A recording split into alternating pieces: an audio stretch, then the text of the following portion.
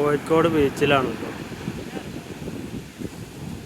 കടൽ നല്ല പ്രശസ്തമായിട്ട് നല്ല നല്ല തിരമാല ഉണ്ട്.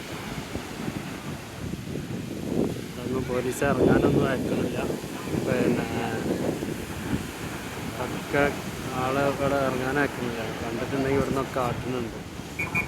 ഭയങ്കര പ്രശ്നമായി. എല്ലാവരെയും മാറ്റിയിട്ടുണ്ട് കേട്ടോ. ഇവിടുന്ന് ഒരാളും ഇല്ല ഇവിടെ.